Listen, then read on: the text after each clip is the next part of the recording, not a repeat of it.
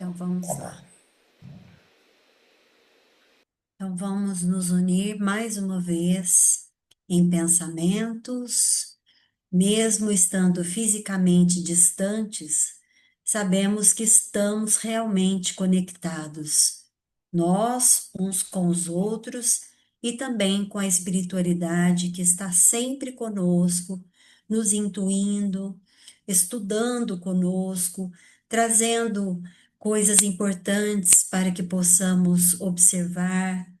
Então, que possamos contar com toda essa ajuda, né? E seguir, que o Bruno seja amparado em seu estudo, nos ajudando a entender, a compreender, e que nós tenhamos condições de ir colocando na nossa vida tudo aquilo que aprendemos, porque essa é a busca nossa principal, né? Então, que possamos ter um bom estudo, uma boa noite. Que assim seja.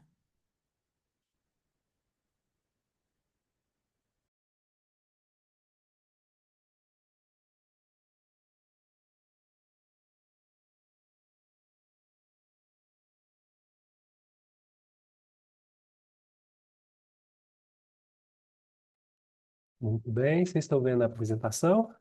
Certinho? Boa noite, pessoal. Vamos lá dar sequência no nosso estudo, né? Na semana passada, a Claudinha, ela falou sobre o primeiro versículo, mas ela fez uma visão bem panorâmica. Foi um estudo muito bom, né? Ela conseguiu pegar, assim, a essência de tudo que a gente vai caminhar aqui nessa passagem, a tempestade acalmada, né? Que está em Lucas, de versículos 22 a 25, mas também está nos outros evangelhos, com mais alguns detalhes, mais algumas particularidades, né? Mas a ideia é a gente pegar hoje o próximo versículo, do 23, e dar, literalmente, dar um mergulho, né? A gente está falando aí de mar, de tempestade, então as nossas metáforas vão girar muito em torno disso, né? Bom, primeira coisa que eu queria comentar, também baseado no estudo anterior, eu acho que vocês já devem ter visto essa frase, ela é muito comum, né? Uma frase que nós, na verdade, temos uma. A gente comentou isso no estudo passado, né? Mas a gente sabe que tempestades, elas são inevitáveis, né? Por Né, talvez a gente possa pensar assim por dois motivos gerais, né? A tempestade que a gente colocou, que são as adversidades, são aquelas circunstâncias da vida que são desafiadoras, elas podem surgir de forma natural, como sendo aquilo que a gente chama de processo expiatório, né? Quer dizer, é só uma consequência de um desvio anterior e em determinado momento a gente vai sofrer o reflexo disso. Então é um processo mais do que natural, né?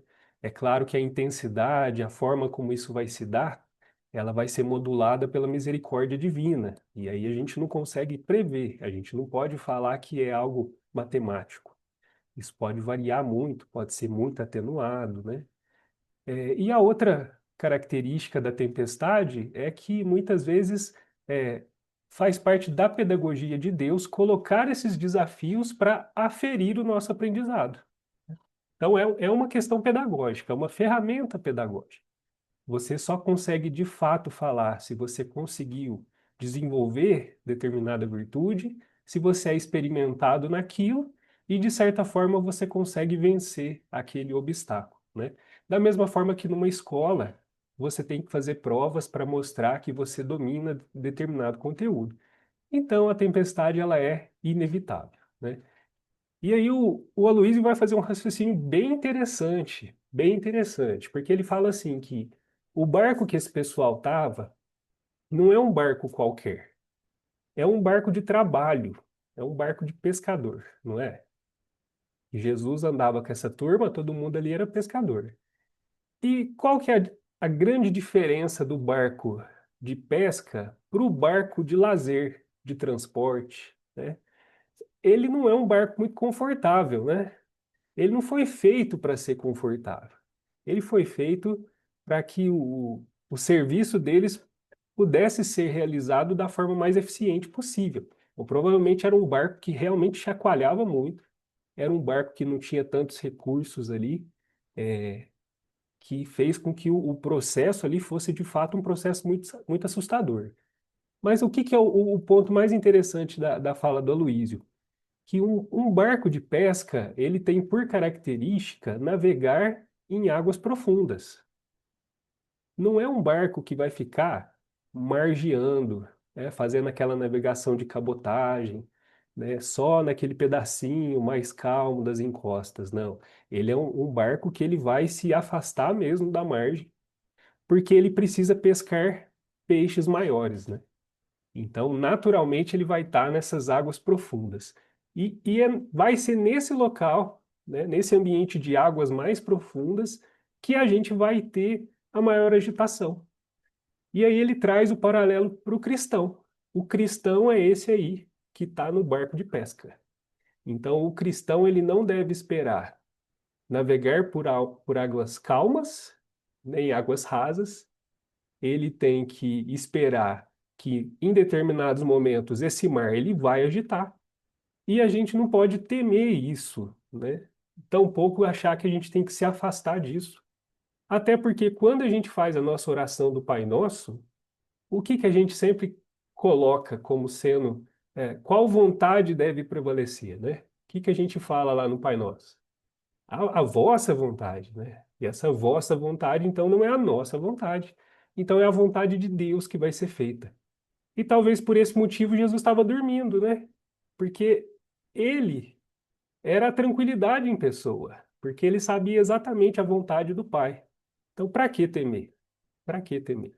Se perdesse, se chegasse no ponto mais extremo de perder a vida, ainda assim nada seria perdido, porque o espírito não vai perder, né? O espírito não vai deixar de existir ali.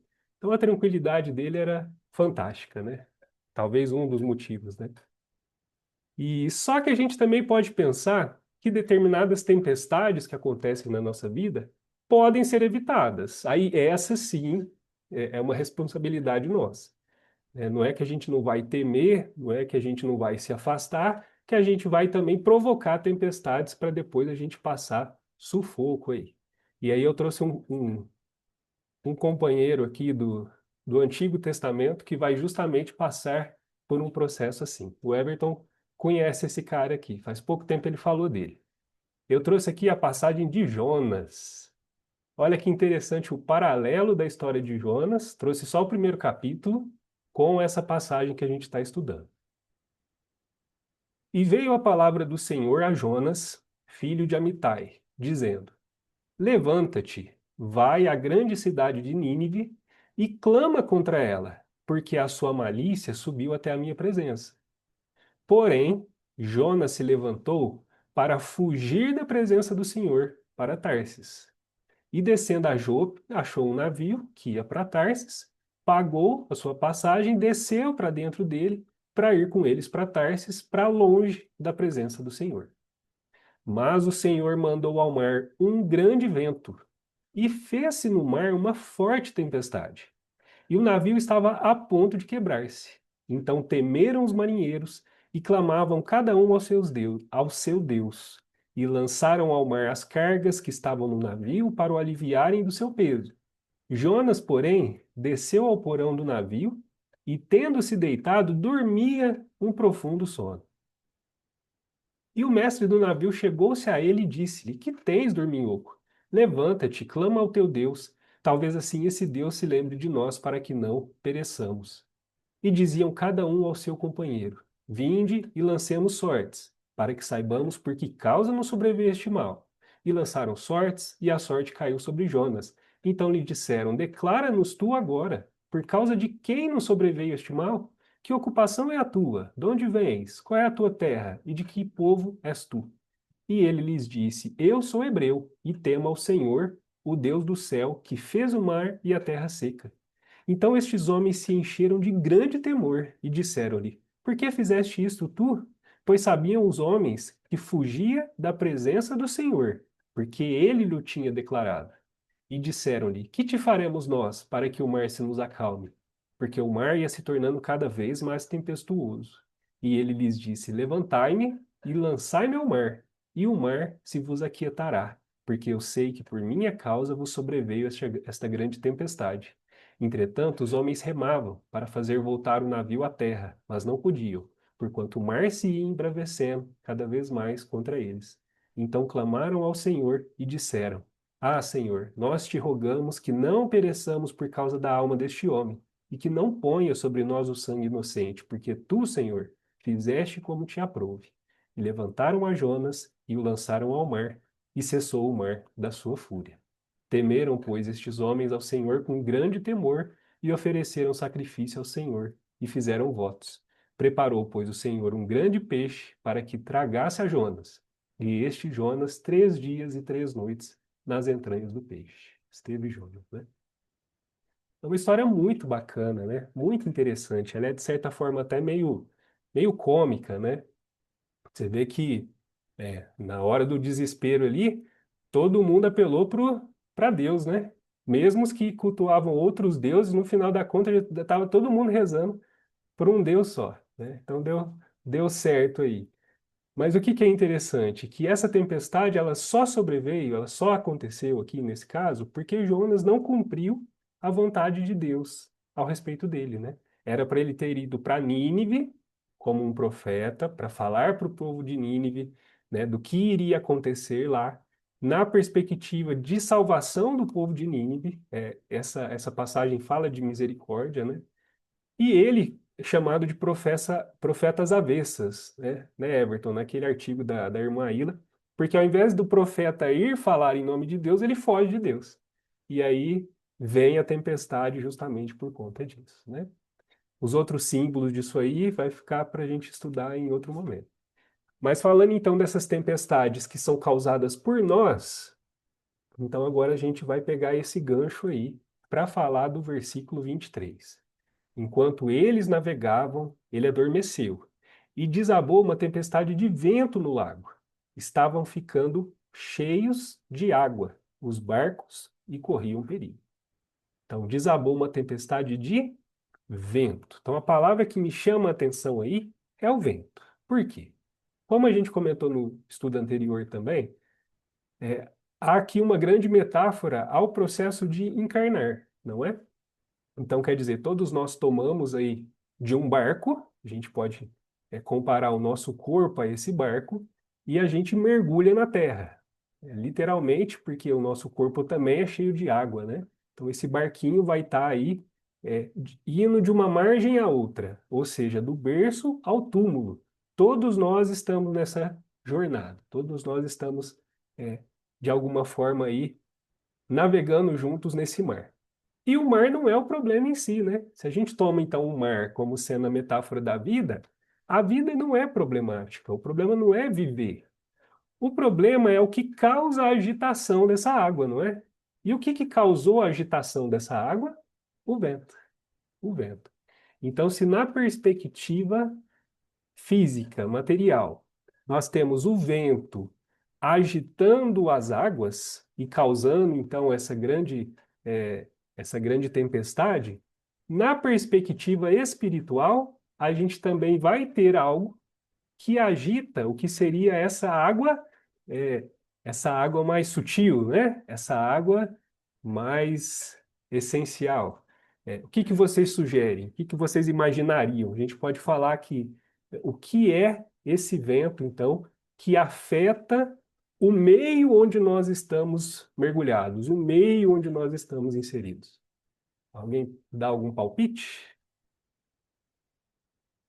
Estamos falando de agitações, agitação, vibração.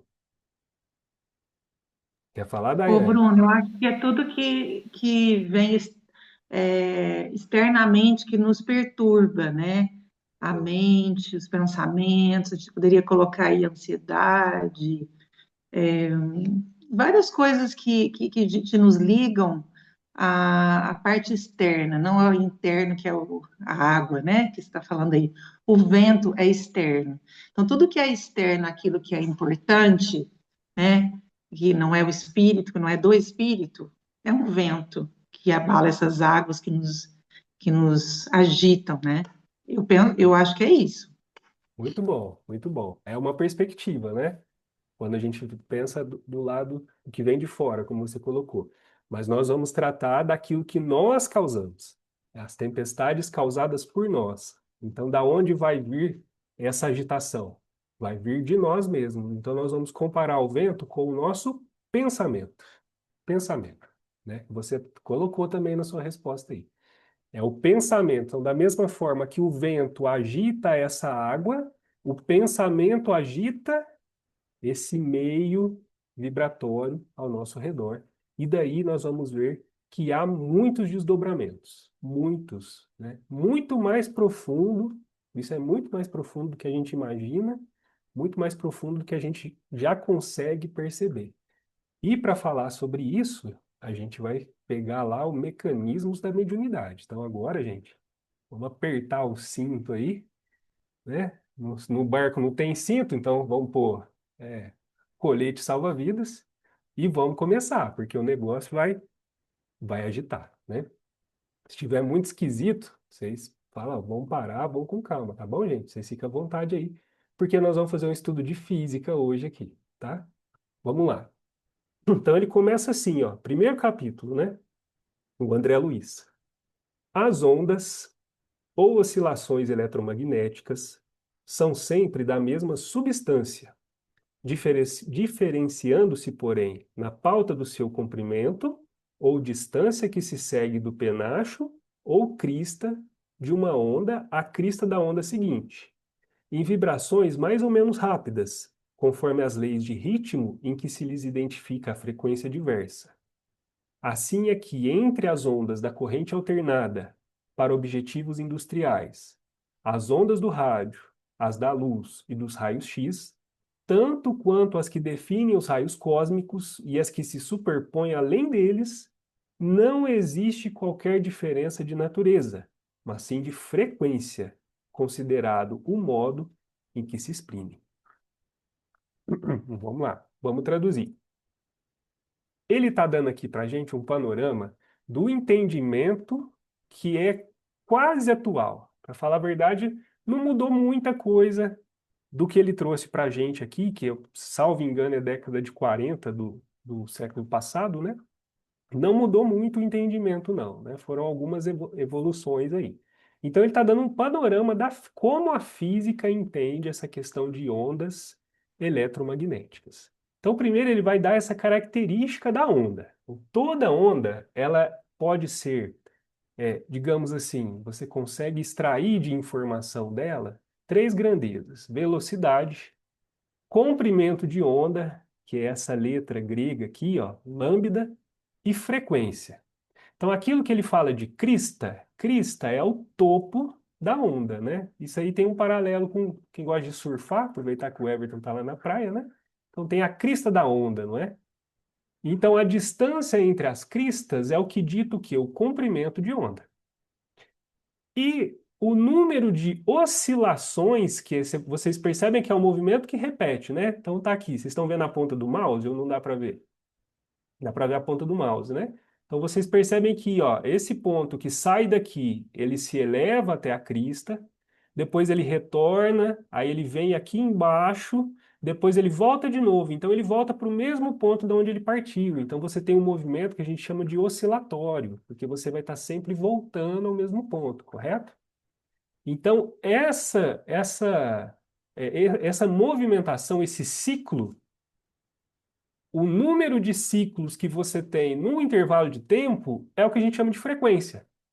Então, se você vê aqui essa onda aqui de cima, ela tem um comprimento de onda grande, fica bem claro aqui, né, a distância das cristas, e ela tem baixa frequência. Por quê? Porque você tem poucos ciclos nesse intervalo de tempo. Quando você pega aqui de baixo, você tem um comprimento de onda bem menor, correto?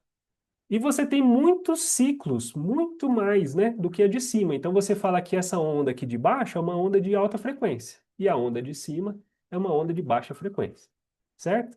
Então se a gente fixa a velocidade, se a gente fala assim, não, nós vamos comparar ondas que possuem a mesma velocidade, que no caso a gente vai chamar de velocidade da luz, porque nós estamos falando do nosso espectro eletromagnético, né? Então, quanto maior a frequência de uma onda, menor será o seu comprimento de onda. Então, essa é a ideia física geral, né, por trás desse estudo, do estudo da ondulatória, beleza? Só para a gente ir tendo contato com as palavras que ele vai colocando aí, gente. Sei que é domingo, quase 7h30, né? Vim falar de física lá do ensino médio, né? Brincadeira. Isso aqui é uma resposta para os filhos que falam assim: ah, mas quando que eu vou usar a fórmula de Bhaskara na minha vida? Quando que eu vou usar a frequência? Aí, ó, no estudo do NEP, ó. Aí, ó. Estudo do NEP, ó. Senão não dá para entender o propósito, né? Ô, Bruno, tem até uma gíria que no meu tempo falava assim, ó, tá na crista da onda. Quer dizer, assim, a mini saia, né? Tava na crista da onda, alguma coisa estivesse usando muito, estivesse na moda, era crista da onda. Vista da onda, porque tá lá no topo, né? Tá lá em cima, tá em alta. Bom, então aquilo que ele foi falando aí, então essas questões, né? Ele vai falando assim que o que diferencia elas são distância, comprimento, tal, e ele fala que são sempre da mesma substância. Agora vamos para esse ponto aqui. E aí ele vai comparar onda de rádio, corrente alternada, luz, raio-x. Então agora ele está falando disso aqui. Espectro da luz. Espectro eletromagnético. Então é assim. É, tudo gira em torno do comportamento atômico. Então, a matéria, lá no seu aspecto mais elementar, que são os átomos que compõem a matéria que a gente conhece, que está lá na tabela periódica, é, a depender do tipo de reação que acontece, a depender da natureza desse átomo, ele produz determinados tipos de energia. E essa energia, a depender da frequência, ela vai se mostrar como uma parte desse espectro eletromagnético, né? Então, por exemplo, essa parte amarela aqui, né? Ondas de rádio. Ondas de rádio são ondas de baixa frequência e de grandes comprimentos de onda. Então, quando você tem, por exemplo, lá na antena, você tem ali uma corrente elétrica se movimentando, você tem a produção de uma onda de rádio. E essa onda de rádio vai se propagar e vai levar essa informação para todos os locais, né? Agora, se você está trabalhando ali com determinado material que, ao sofrer um tipo de alteração física, ele libera uma energia na frequência do infravermelho, você produz o infravermelho. Então, o infravermelho a gente tem aplicações dele, por exemplo, termômetros, sensores de presença, é o infravermelho. O que tem que ficar claro? Tanto essa energia que está na faixa do infravermelho, quanto a energia que está na faixa da onda de rádio, elas têm a mesma natureza. É isso que tem que ficar claro. Tem a mesma natureza, só mudou o quê? Frequência. Depois eu vou dar um pulo aqui, ó. Aqui na frente está escrito o quê? Ultravioleta. Então, aquilo que a gente fala assim, o sol, o protetor solar, tem que tomar cuidado. Ultravioleta é outra forma de energia, e aqui a gente está crescendo na frequência. Então, tem uma frequência mais alta, consequentemente, ela é uma energia muito mais forte. Por isso que o ultravioleta causa dano e a onda de rádio não causa dano, né? Você pode ficar exposto a uma onda de rádio, que ela bate na sua pele e não atravessa a sua pele, mas o ultravioleta ele atravessa a sua pele, por isso que ele pode te causar lesões. Depois do ultravioleta, você vai aumentando mais ainda a frequência, mais a energia. Você tem um raio-x, com aplicações médicas. Então, olha, ele já consegue atravessar todo o tecido, só é barrado pelo osso, né? Daí gera o contraste. E depois, aumentando mais ainda essa energia, você chega no raio gama. Então, essa é a emissão energética de mais alta potência que nós conhecemos hoje. Isso aqui é liberado quando? Quando você tem lá no átomo a quebra de um átomo. Então, nas reações nucleares, quando você tem é, acidentes. Por que acidentes nucleares são tão catastróficos? Porque você tem liberação de raio gama. Então, o raio gama ele já consegue atravessar até concreto. E aí ele consegue atingir nossas células e causar destruição. E eu pulei uma parcelinha bem pequenininha aqui do espectro, que é o que a gente conhece por luz. A luz. Então, a luz também é uma energia que faz parte desse longo espectro, mas ele é só uma parte bem pequenininha, e a gente só consegue perceber essa parte. O resto tudo, para nós, é invisível, né? É invisível. Mas, de novo, a gente retoma. O mais importante disso é, tudo aqui tem a mesma natureza. Tudo tem a mesma natureza, e a existência do espectro é uma consequência da própria estrutura da matéria, da forma como os átomos estão constituídos, arranjados e de acordo com as transformações que eles vão sofrer. Guardem essa informação, porque é a partir dela que agora o André Luiz vai nos jogar para outro nível de entendimento, né? Tudo bem até aqui? Bem, vamos lá. Como alicerce vivo de todas as realizações nos planos físico e extrafísico, encontramos o pensamento por agente essencial. Ó, estamos chegando no vento. Pensamento por agente essencial. Então, ele é essencial em todas as realizações, tanto no plano físico quanto no extrafísico. Entretanto, ele ainda é matéria. Ele ainda é matéria. Pensamento é matéria. A matéria mental, em que as leis de formação das cargas magnéticas ou dos sistemas atômicos prevalecem sob novo sentido, compondo um maravilhoso mar de energia sutil, em que todos nos achamos submersos e no qual surpreendemos elementos que transcendem o sistema periódico dos elementos químicos conhecidos no mundo. Temos ainda aqui as formações corpusculares, com base nos sistemas atômicos em diferentes condições vibratórias, considerando os átomos tanto no plano físico quanto no plano mental, como associações de cargas positivas e negativas. Calma aí, pessoal. Isso nos compele naturalmente a denominar tais princípios de núcleos, prótons, nêutrons, pósitrons, elétrons ou fótons mentais, em vista da ausência de terminologia analógica para estruturação mais segura de nossos apontamentos. Ufa, né? Agora vamos lá, vamos com calma aqui. O que o André Luiz está falando para a gente? Ó, vamos lá, gente. Olha que, que visão, assim, extraordinária, né? Tudo aquilo que nós temos no plano físico, material, então tudo isso que a gente comentou, você tem o átomo, né? Esse átomo ele tem próton, nêutron, elétron, né? Ele tem lá os seus constituintes. Esses átomos têm essas propriedades e produzem esses tipos de energia que a gente conversou, raio-x, raio gama, luz ultravioleta e tudo mais. E ele vai nos dizer, então, que na perspectiva mais sutil da matéria, porque ainda é matéria, o pensamento estará envolvido no processo de quê? De construção de uma outra matéria espelhada a essa matéria que nós conhecemos. Então, da mesma forma que a gente fala que existem átomos físicos, existem átomos dessa matéria muito mais sutil, né? A gente não pode falar átomo espiritual, porque não tem como a gente está fazendo uma contradição, porque a gente está falando de matéria, tá? Só que é tão sutil que está muito mais no plano espiritual, digamos assim, do que nesse plano nosso aqui pesado material.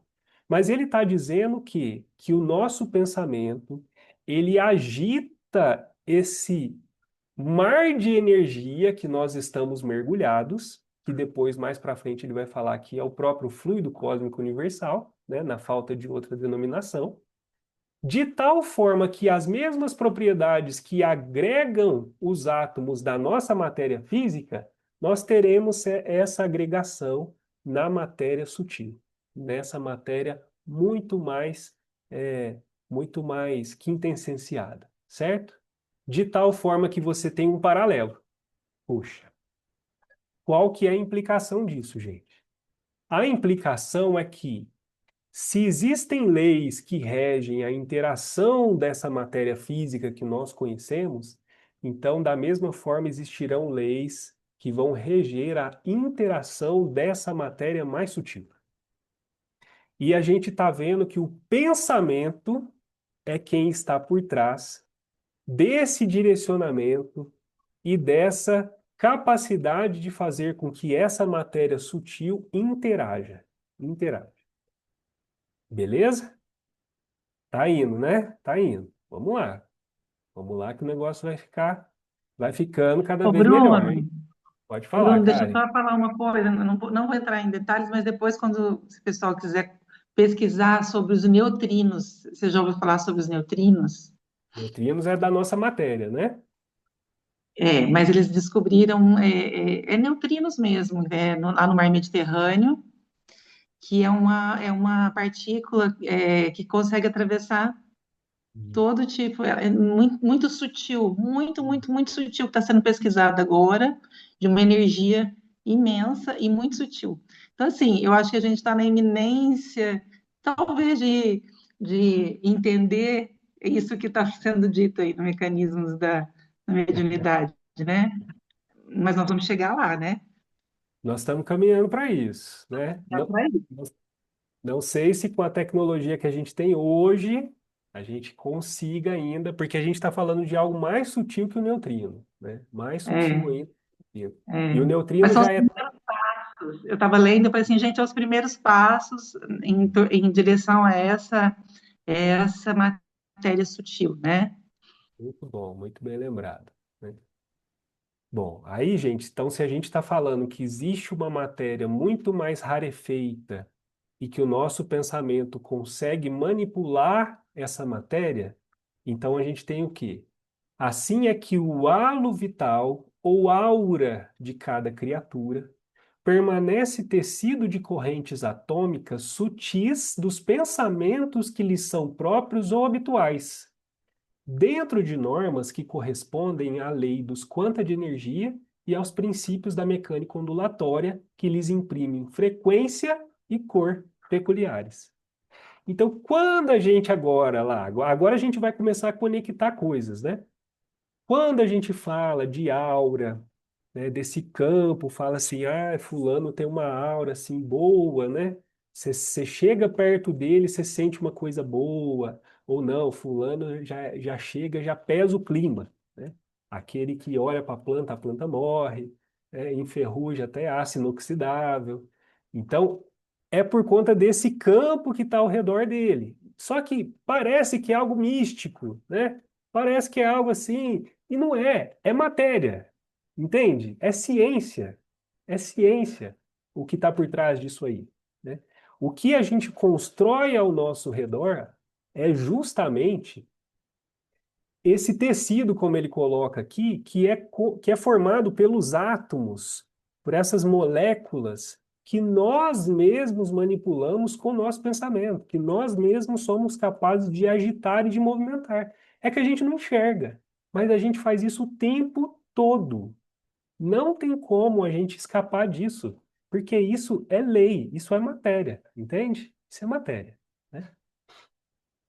Essas forças em constantes movimentos sincrônicos ou estado de agitação pelos impulsos da vontade estabelecem para cada pessoa uma onda mental própria. Isso aqui é muito interessante, gente. Porque se cada um de nós tem uma onda mental própria, baseada em toda essa bagagem evolutiva, baseada em todas as nossas vivências e experiências, porque os nossos sentimentos geram os nossos pensamentos, então são as nossas vivências, os nossos sentimentos que vão construir essa assinatura ao nosso redor, vai nos identificar e vai nos colocar como seres únicos no universo. Porque não há como dois seres passarem por experiências diversas e criar essa assinatura mental da mesma forma. Por isso que Deus olha para cada um de nós, dentro de uma criação infinita, e consegue saber exatamente quem nós somos. Então, de novo, né? Não é só uma explicação teológica, não é só algo assim abstrato, é física. É física. Deus consegue exatamente ler essa onda mental própria, essa assinatura que cada um de nós temos. E aí ele nos diferencia, independente do CPF, né? Independente se hoje eu sou o Bruno, se ontem eu fui o João, se amanhã eu vou ser o Pedro, porque a gente está falando dessa parte muito mais sutil, que a matéria não consegue barrar, né? Assim considerando, a matéria mental, embora em aspectos fundamentalmente diversos, obedece a princípios idênticos àqueles que regem as associações atômicas na esfera física, demonstrando a divina unidade de plano do universo. Imaginemos, olha só, né? Então, como a gente acabou de comentar, então, se de forma, né, semelhante você vai ter uma relação dessas duas matérias e das suas propriedades, então, se a gente falou que toda aquela energia, luz, raio-x, vou ficar repetindo que todo mundo vai dormir e vai sonhar com o espectro eletromagnético, né? Luz, ondas, onda de rádio, raio-x, raio gama, né? Tudo isso vem justamente da estrutura da matéria, não é? Então, se nós temos uma matéria mais sutil, que também tem a sua estrutura, ela também vai produzir formas de energias diferentes. Correto? Que a gente está aplicando essa análise, esse paralelo, né? E qual vai ser o efeito dessa emanação energética? Aí ele vai falar isso para a gente também, ó. Imaginemos a mente humana no lugar da chama em atividade. Então, ó, imagina uma vela acesa num quarto escuro. Aí vocês descrevam para mim onde vai estar mais claro e onde vai estar mais escuro. Então vocês estão com uma vela acesa num quarto escuro. Onde a claridade vai estar mais concentrada? Perto da vela. Perto da vela. Mas essa claridade, ela vai ser assim, tá claro ali e escuro depois, ou vai tendo assim uma redução, né, lenta, Gradações. gradações, exatamente, gradações, né? Então essa é a imagem da vela. Aí a hora aí ele vai fazer o paralelo. Assim como a intensidade de influência da chama diminui com a distância do núcleo de energias em combustão, demonstrando fração cada vez menor, sem nunca atingir a zero, sem nunca atingir a zero, a corrente mental se espraia, segundo o mesmo princípio, não obstante a diferença de condições. Então, se você cria esse seu halo vital, né, essa sua aura, e você tem ali uma matéria que produz uma energia boa, uma energia positiva, as pessoas que se aproximarem de você, elas vão sentir a emissão dessa energia. Essas moléculas, esses átomos, vão emitir essa energia o tempo todo, porque é da natureza deles, e quem estiver próximo de você vai sentir. Se você for uma pessoa, né, como o Chico, essa distância de ação, ela é muito maior que uma pessoa comum. Tá vendo como é física? Tá vendo como é física? Então, qual é o relato das pessoas? Que quando elas estavam na fila para falar com o Chico, às vezes antes de entrar dentro do centro espírita, elas já sentiam a presença do Chico. Elas já sentiam a presença do Chico. Então a gente imagina o Agora quê? imagina Jesus, hein, Bruno? Imagina Imagina. Jesus. A Jesus, energia dele ainda continua, exato, continua, exato. né? A energia dele impregnou o planeta, cara, Continua. Sim, né? nós estamos mergulhados na energia dele. Impregnou mesmo que ele não esteja aqui, a energia dele ainda está aqui, né? E pensa que Sim, ele irradiou para o planeta inteiro. Então você sim. imagina como é a pureza dessa matéria que o Cristo construiu nesse seu halo, né? Que é o que a gente consegue imaginar da nossa perspectiva, porque ele ainda construiu tudo isso com base na nossa matéria, né? Nessa matéria pesada. Nós ainda não estamos falando ainda nem dos mundos onde Jesus deve ter lá uma casa para morar, né? Nós nem sabemos como é que funciona isso aí, né? E esse sem nunca atingir a zero, gente, sem nunca atingir a zero, quer dizer que toda a energia mental que a gente joga, ela vai atingir alguma coisa, porque ela nunca vai zerar, certo? Tá dando para já ir construir essa ideia de que porque o nosso pensamento é um vento que agita o mar, esse mar de energias que está ao nosso redor, né? Vamos ver aonde que isso pode chegar, então. Essa corrente de partículas mentais exterioriza-se de cada espírito com qualidade de indução mental, tanto maior quanto mais amplos se evidenciem as faculdades de concentração e o teor de persistência no rumo dos objetivos que demande. Agora a gente vai falar de mais um conceito físico aqui, que é a indução. O que é a indução? É quando você tem um campo que vai atuar à distância e esse campo vai produzir ali, no outro ponto, alguma propriedade. Então, vou dar um exemplo que a gente utiliza o tempo todo, que é a produção de eletricidade. Como que funciona a produção de eletricidade lá na usina hidrelétrica? Você tem pás metálicas que a água, na queda da água, essas pás metálicas, elas vão se movimentar. O movimento das pás metálicas agitam os elétrons que produzem um campo magnético. Então é propriedade deles, campo magnético. Esse campo magnético, ele vai induzir numa espiral de cobre a formação de uma corrente elétrica.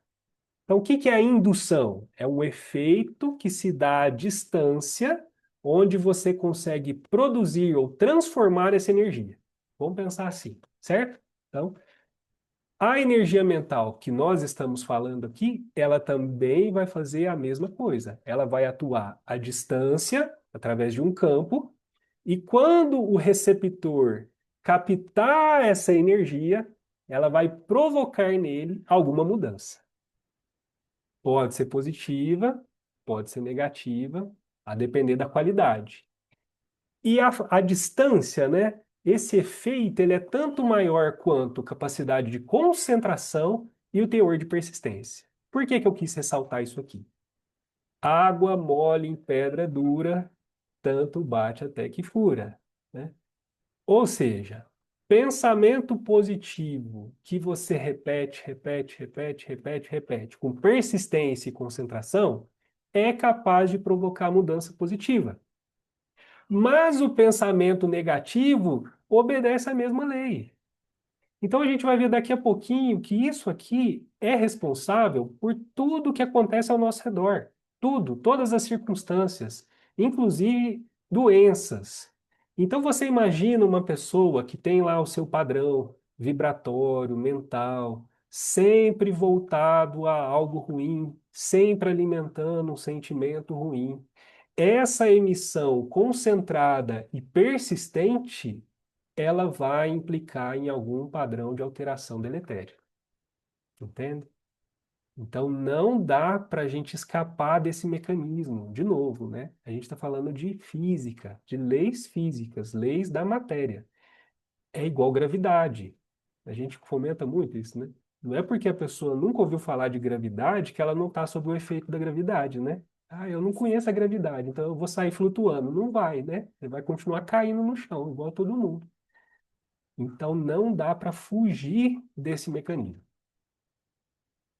Tanto quanto no domínio da energia elétrica, a indução significa o processo através do qual um corpo que detenha propriedades eletromagnéticas pode transmiti-las a outro corpo sem contato visível, no reino dos poderes mentais, a indução exprime processo idêntico, porquanto a corrente mental é suscetível de reproduzir as suas próprias peculiaridades em outra corrente mental que se lhe sintonize. E aí a gente consegue disso aqui extrapolar para o mecanismo de ação da prece. Olha como que tá, as coisas vão aparecendo, né? Por que que é tão importante a gente orar? E de novo, isso aí está na passagem, né? De forma muito clara, né? Por que que é importante? Porque a gente busca justamente essa sintonia com um padrão mais elevado, que a gente talvez possa falar, eu acredito que seja correto, né? Mas quanto mais elevado no sentido de elevação espiritual, a gente está falando de maior frequência. padrões vibratórios de maior frequência, né? Então, quando a gente faz esse esforço para conectar com essa onda mental mais elevada, é justamente para que num processo de indução, a nossa corrente mental também se eleve junto, num processo de indução à distância. Legal, não é? E aí a gente consegue receber os benefícios do alto. De novo, por um processo que é natural, é um mecanismo natural, não é? Podemos continuar, gente? Até às 8, acho que todo mundo tem que estar bem, tem que estar vivo aí, hein? Vamos lá. Ô, Bruno, Opa! só para falar que o Jorge Andréa e o Hernani Guimarães, eles tratam dessa frequência. Nós podemos até nos aprofundar mais nisso. E, inclusive, ele atribui cores a essas frequências, né? A gente até ouve, né, da cor rubi, da elevação do espírito, né? Ele atribui cores a isso, então já tem isso mais desenvolvido. Tô cuidando da aluna aqui também, por isso que tá esse barulhão. Gastinho. Tô de barulhão. Legal, Elton. Interessante, hein? Interessante. Pois eu não conhecia, não. Quero me aprofundar sim. Ô, Bruno, e tem a música Pensamento e Cor também, que a gente Tem, cantava na evangelização, lembra? tem, né? É, Você lembra dessa aí, música? isso, Somos o isso que justamente pensamos. É, é a, lembra? é a forma como o mecanismo da mediunidade, e é o nome do livro, né?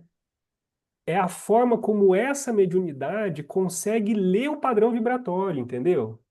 Você poderia ter isso de muitas formas, de múltiplas formas, e a gente tem, na verdade, né? Mas há mediunidades que conseguem converter esse sinal em cor. E aí ele cria uma escala de cor, como a nossa escala de luz visível, né? De tal forma que pela cor ele sabe se o padrão vibratório está elevado, alta frequência ou está baixo, né? Isso é fantástico, não é? Isso é fantástico. Quer falar alguma coisa, Lília? A Lília, achei que você ia perguntar alguma coisa. Vamos lá, ó. Compreendemos assim perfeitamente que a matéria mental é o instrumento sutil da vontade, atuando nas formações da matéria física, gerando as motivações de prazer ou desgosto, alegria ou dor, otimismo ou desespero. Agora ele chegou no ponto crucial, né? Então agora a gente vai entender como que todo esse mecanismo ele desemboca na nossa vida cotidiana, no nosso dia a dia, né? Vai desembocar aqui, ó, no que a gente tem de mais concreto, né? A matéria mental, através dessa força que é a vontade, ela atua na matéria física. Então, ele está enunciando isso para a gente. Ele não detalha o mecanismo, então a gente não sabe como que essa energia tão sutil ela consegue ir se condensando para atuar nessa energia mais densa que é a nossa energia. E aí aquilo que a Karen colocou, né? Talvez com os avanços da ciência a gente vai chegar numa partícula que está no meio do caminho, né, Karen? Ela tá nessa interface, né?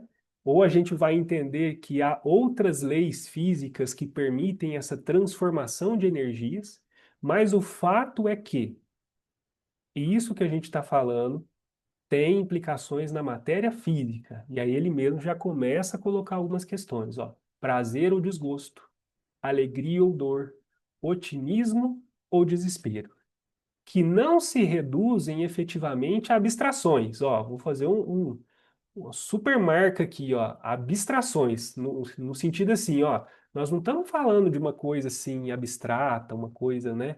Ah, parece que está só no campo da teoria. Não, não é abstrato, não. Isso aqui é concreto, ó. Por quê? Porque representam, né? Toda essa estrutura representa turbilhões de força em que a alma cria os seus próprios estados de mentação indutiva, atraindo para si mesma os agentes, por enquanto imponderáveis na Terra, agentes de luz ou sombra, vitória ou derrota, infortúnio ou felicidade. Bruno, Opa! oba, Opa! quando você fala na mentação indutiva, no Evolução em Dois Mundos, nós temos a mentossíntese. Lá no capítulo 13, quando ele vem para o 14 da mentossíntese, ele está falando da fotossíntese, da quimiossíntese, né? E aí, tudo isso é um processo normal. Essa mentação, na minha opinião, é a mesma coisa. Ou seja, às vezes as pessoas acham que a mentossíntese vai ser até um processo de obsessão. Na realidade, se você pegar o parágrafo anterior, você fala várias coisas que são de comunicação. E a mentossíntese será essa mentação nesse campo mental onde você vai se comunicar com os outros, através da sua mente. Entendeu? É como se fosse realmente não é telepatia, né? Mas não é telepatia, porque está comprovado dentro dessa força. Eu acho que a mentossíntese vai dar essa explicação, não sei. Interessante, hein? Eu não me recordo do Evolução em Dois Mundos. Eu estudei ele assim há muitos e muitos anos, né? Eu peguei esse capítulo aqui para revisar para esse nosso estudo aqui, mas com certeza tem conexões desses livros, né? Com Essa certeza. mentação indutiva deve ser a mentossíntese. Mentossíntese, que pelo termo colocado, dá a entender que é justamente essa síntese mental, Isso, né? Essa exatamente. criação, Exato. criação que ela é provocada pela mente, pelo poder da mente, que é acionado pela Exato. vontade, né? Como a gente Exato, falou aqui. e à vontade. Eu tenho uma postagemzinha que fala assim: no livro dos Espíritos aparece 128 vezes a palavra vontade. Essa música Olha, é da mamãe, né, Karen? Da Pensamento e Cor, né? Então, Sim, a sim, eu vou vontade é colocar uma lá. coisa. Hã? Sim, é da sua mãe mesmo. Eu vou colocar lá no grupo depois a música para nós ouvirmos. Legal, legal. Tá joia. bom, gente, aqui, ó, só para a gente dar uma respirada, para a gente ter, assim, numa visão muito material, do reflexo entre essa indução mental e esse processo de sintonia, que aqui a gente vai falar de uma propriedade que se chama ressonância. Então, o que que é ressonância? É quando você tem uma frequência e aí um outro corpo ele adquire a mesma frequência e eles passam a vibrar nessa mesma frequência. Isso, na perspectiva material, a gente vai ver o que que pode ocasionar. E aí, de novo, se a gente estuda tudo aquilo que a gente estuda na perspectiva da matéria física, a gente espelha para essa matéria sutil, né? Proteger para empresas, eu É, tenho controle da minha propaganda. gestão na palma da mão. Esse vídeo, vou tirar o som aqui porque o som não interessa para a gente. Ele fala da ponte de Tacoma. É uma ponte que foi inaugurada lá nos Estados Unidos, né? Um marco da engenharia. Mas olha o comportamento dela. Eu acho que ninguém, a não sei que vocês já tenham visto esse vídeo, né? Não sei se vocês já viram uma ponte balançar com tanta amplitude assim, né? Olha isso, gente. Parece que a ponte é de borracha, né? Ela não é, não. Isso aí é metal mesmo, tá?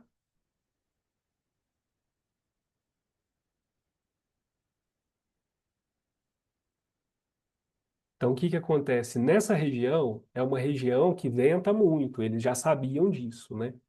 Mas na hora de projetar a ponte, eles não levaram em consideração a insistência, né, desse vento, não só a sua amplitude, mas o quanto esse vento iria atuar sobre essas estruturas. E o que que a gente observa aqui que acontece com ela? Ela colapsa, ela colapsa. Então percebam, a vibração do vento provocou uma ressonância no movimento vibratório natural da ponte, porque todo material tem um padrão de oscilação, né? Tem esse estado natural de vibração, e isso foi acumulando, isso foi aumentando a sua amplitude até que a ponte rachou. Rachou por conta do vento, né? Então, Ô, olha Bruno, como. Pode última falar. vez, hein? Última Ah, vez. imagina. É proibido marchar. Os soldados vêm marchando, para de marchar e atravessa a ponte, porque se ele, dependendo da marcha dele, ele derruba a ponte. Olha que Entendeu? Se, legal. se der a ressonância, a Vibração. vibração, ele derruba a ponte. Então não pode marchar em cima de ponte. Tá vendo, gente? Tá vendo? Tá vendo como que vibração é algo, né, extremamente importante? A gente precisava mesmo ter mergulhado um pouco mais nesse versículo, né, para a gente entender melhor. Quer falar alguma coisa, Everton? Não, eu só ia falar que um pelotão uma vez derrubou uma ponte por conta da marcha, havia sincronizado com a vibração e por isso que não pode marchar. A É, história registra isso, tá? E o Jorge André fala que os espíritos evoluídos eles têm uma vibração muito rápida e curta. quando fala rápida, deve ser a questão de frequência, deve ser alta frequência, né? Como a gente viu lá, frequência alta, comprimento de onda curto, né? Agora, a questão da velocidade, É, aí já é algo muito relativo, porque assim, a gente tem uma. No plano físico, o Einstein colocou para a gente que não existe nada mais rápido que a luz, né? Mas é claro que nesse campo de matéria mais sutil, a velocidade não deve ter um limite assim tão estabelecido ou algum paralelo, né? Então, por isso que a gente tem que entender melhor os conceitos que são colocados aí, né? Bom, ele e aí fala para de a alta gente frequência. alta frequência. Então, gente, para a gente encerrar, né? Lá no livro Paz e Renovação, e aí agora toda vez que a gente pegar textos que falam de vibração, que falam dessa questão de pensamento, eu acho que agora a gente vai conseguir ter um olhar diferente, né? Mais aprofundado, um olhar assim, até para a gente observar que nós estamos falando de coisas é, que vão muito além da religião, né? Vão muito além da religião, porque isso aqui está falando do mecanismo, como o universo foi pensado e foi criado por Deus, né? A gente está entrando num conhecimento que é muito bonito, é muito profundo, né? Então, olha aqui que o Emmanuel vai fazer, e é lógico que agora a gente consegue entender melhor isso aqui, mas é justamente trabalhando esses conceitos que o André Luiz trouxe, né? Ó. Entendendo-se o conceito de vibrações no terreno do espírito, por oscilações ou ondas mentais, importa observar que exteriorizamos constantemente semelhantes energias. Disso decorre a importância das ideias que alimentamos. Em muitas fases da experiência terrestre, nos desgastamos com as nossas próprias reações intempestivas ante a conduta alheia, agravando obstáculos ou ensombrando problemas. Então, agora ele está dando um exemplo mais concreto do pensamento agitando a água e causando tempestade. Então, são tempestades que nós mesmos causamos por conta das nossas reações intempestivas. Intempestivas, né? Então, a forma como a gente reage aos acontecimentos à nossa volta acaba agravando os nossos obstáculos, né? Se nos situássemos, porém, no lugar de quantos nos criem dificuldades, estaríamos em novo câmbio de emoções e pensamentos, frustrando descargas de ódio e violência, angústia ou crueldade que viessem a ocorrer em nossos distritos de ação. Olha isso, né? Sabe então aquela história do mal-olhado, né? Apesar de ser algo assim da mística, ele tem uma fundamentação também, né? Quer dizer, se nesse processo de que algo aconteceu, que eu não reagi bem a isso, né? Ou melhor, como o Divaldo gostava muito de falar, né? Ao invés de agir, eu reagi. Então, nesse momento, eu começo a manipular essa matéria mental. Nesse momento, eu começo a modificar esse tecido sutil. Nesse momento, a minha descarga de energias, ela muda o seu tônus, o seu padrão. E é nesse instante que, se eu não corro para modificar, né, esse processo, é onde tudo aquilo que eu produzi e às vezes até enderecei ao outro, na verdade, vai retomar para mim mesmo, né? Vai modificar o meu tecido mais sutil, vai modificar o campo que está ao meu redor e das pessoas que estão ao meu redor, não é? E aí ele fala, ó, Bruno, experimenta. Opa, quem falou? Bruno, Pode falar. agora eu não dava muita importância para isso não, mas agora eu já fiquei em dúvida. Planta, existe energia? Existe planta que a gente não pode ter em casa? Ah, planta que a gente Que você não pode deve? ter em casa, Hebe. Assim, peraí, não é que não pode, peraí, expressei errado. É uma planta que tem uma energia que às vezes sei lá, eu que tiro uma olhada, isso, aquilo, sete espada, tem mais outras, arruda. Isso tem, eu nunca me importei, mas agora com a sua aula eu tive dúvida. É, ó, os mecanismos em detalhe a gente não conhece ainda, né? Mas o que que é possível falar? Que a planta tem essa assinatura energética. Ela não pensa. O princípio inteligente que está ali, ele ainda está em desenvolvimento. Então, ela não vai gerar uma onda mental, uma aura, como nós geramos a nossa, mas com certeza ela tem uma assinatura mental. Será que é possível que alguém afete essa onda mental da planta? É provável que sim. Provável que sim, né? Não por acaso tem essa história das pessoas que seca a pimenteira, né? Tem o ditado de É. seca a pimenteira, não tem? Acontece. Então, para o outro, Você quer um exemplo que a gente tem na literatura espírita? Tem um livro do André, não vou conseguir te precisar agora qual que é, que o André fala que um espírito vê um cacho de banana de uma mesa e esse espírito vai lá e apanha aquele cacho de banana, porque você tem uma cópia desse cacho, né, nesse plano mais sutil, né? É um paralelo das matérias, como a gente tem o nosso perispírito, né?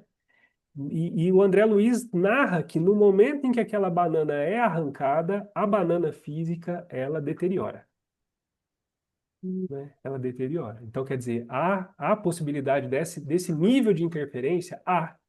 Para o lado ruim, sim, mas para o lado bom também. Por isso que é isso que eu ia plantas te falar. auxiliam no processo de cura, né? São poucas pessoas que entram aqui no meu orquidário, que não é nada demais, são os meus vasinhos ali que eu trato com mais carinho. Dificilmente uma pessoa vai lá e não diz assim para mim que ela tem uma energia muito boa. Eu já percebi muito isso e eu gosto muito de ouvir isso. São essas assinaturas que nós estamos falando, né? A gente não vamos falar assinatura mental no sentido que a planta possui uma mente, mas ela tem uma mente ainda em desenvolvimento, porque há um princípio inteligente ali. E ele consegue criar e plasmar isso aí, e a gente consegue captar. Fantástico, Ô, né? Bruno, Pode falar. Bruno, só para não estender muito, mas só para dar uma indicação, a Meimei conta que a casa dela era rodeada de rosas, a casa espiritual, né? Por conta dessa energia.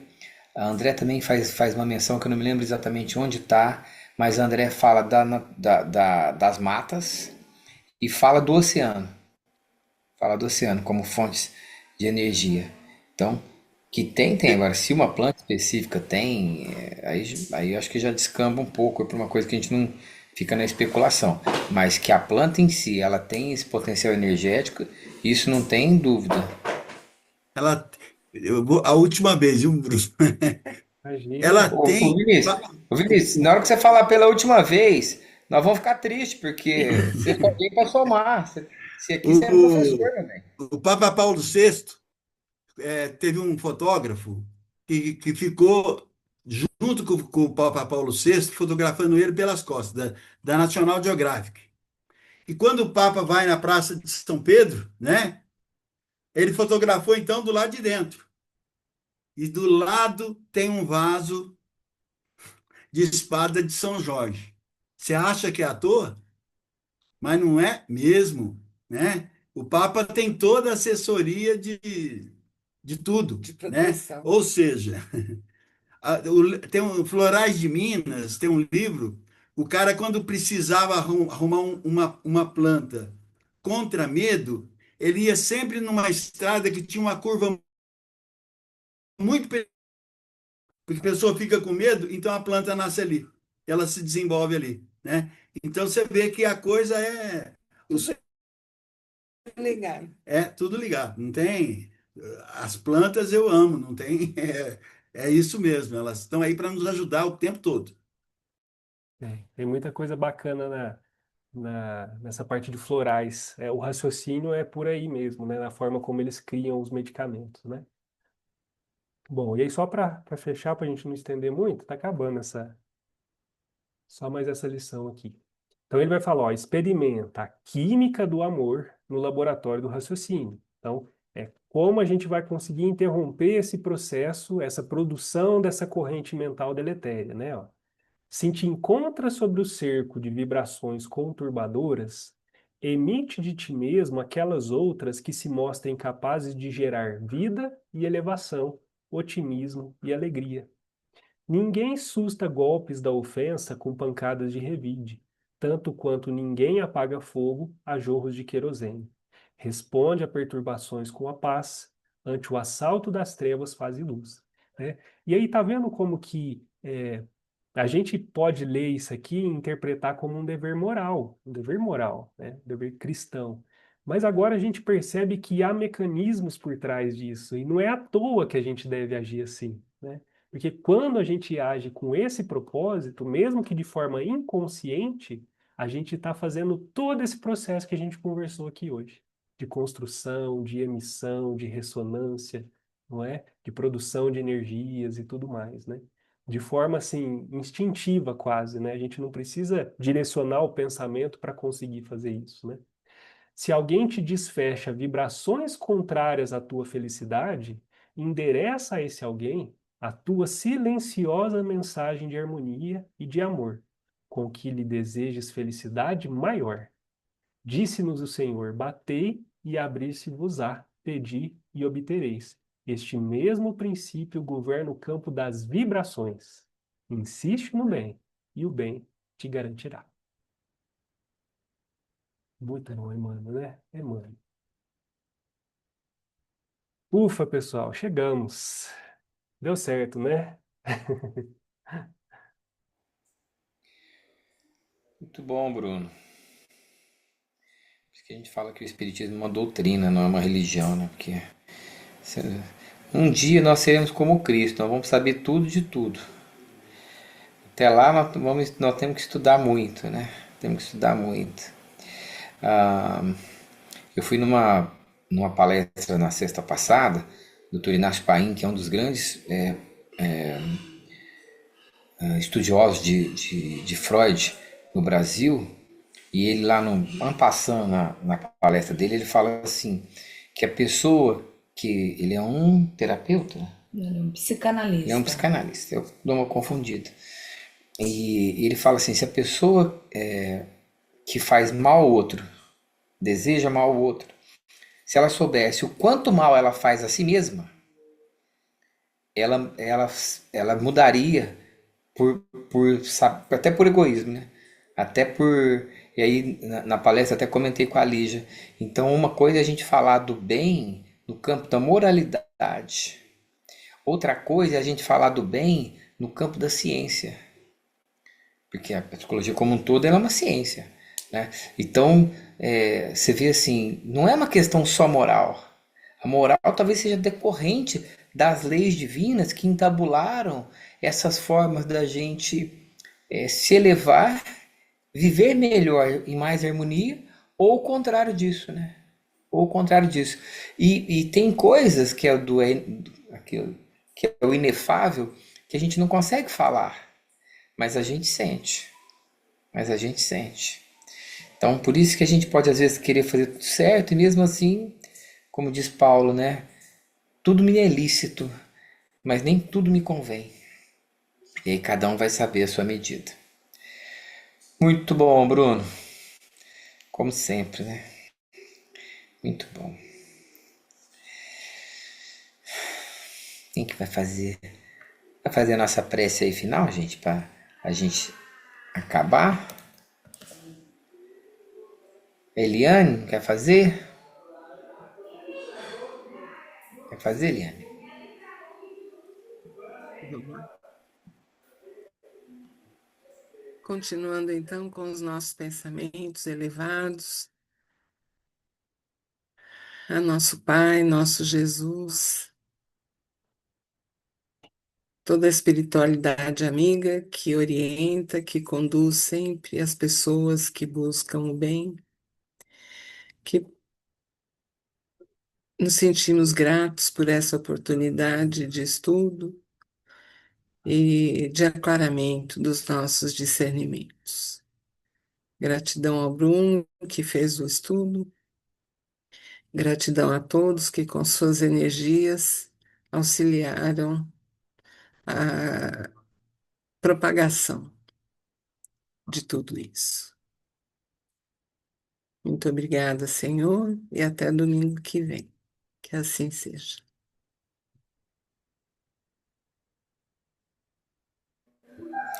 Isso aí, até domingo que vem. Obrigado, gente. Boa semana. Valeu, boa Obrigado, semana. Bruno. Boa noite. Muito bom. Boa